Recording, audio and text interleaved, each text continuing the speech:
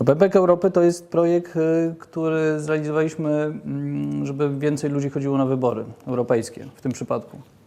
Dlaczego właśnie pępek? Pamiętam, że jak zaczynaliśmy akcję, się zastanawiałam, skąd hasło pępek? Pępek jest takim miejscem centralnym, prawda? Czymś takim środkiem. Chcieliśmy pokazać sobie samym, ale też jakby całej Europie, że my naprawdę jesteśmy w jej centrum już w tej chwili. My czujemy się bardzo Europejczykami.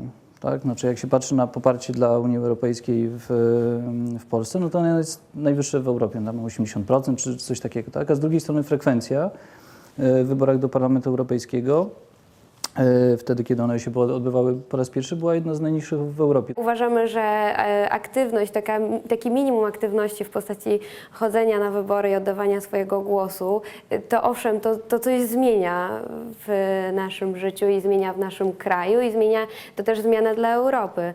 I dlatego nie wyobrażam sobie, żeby Projekt Polska się w takie akcje nie angażował. Z jednej strony bardzo różne akcje wymyślane w różnych miastach, a z drugiej strony to był ten ogólnopolski pomysł zorganizowania prawyborów. W prawyborach studenckich wzięło udział kilkanaście tysięcy studentów. Tak, mieliśmy 200 000 oddanych głosów, także naprawdę wynik imponujący. Wynik gigantyczny, jeśli chodzi o takie spotkania, takie eventy, które były organizowane spontanicznie, to było ich kilkadziesiąt w skali całego kraju.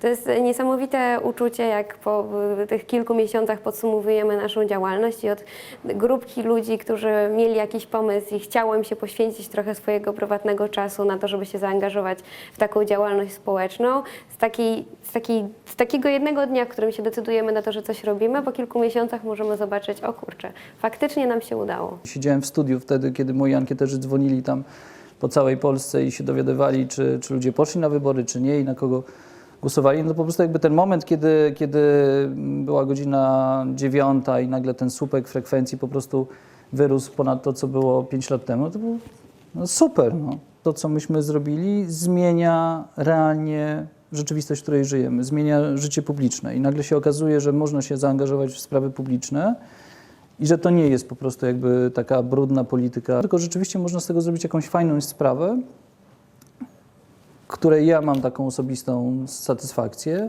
z jednej strony, a z drugiej strony to ma jakiś realny efekt. Nie trzeba być w dużym mieście, żeby tak naprawdę czuć się Europejczykiem i mieć coś fajnego do pokazania sobie samym i Europie. No tak, zwłaszcza, że w końcu pępkiem Europy została Podkowa Leśna.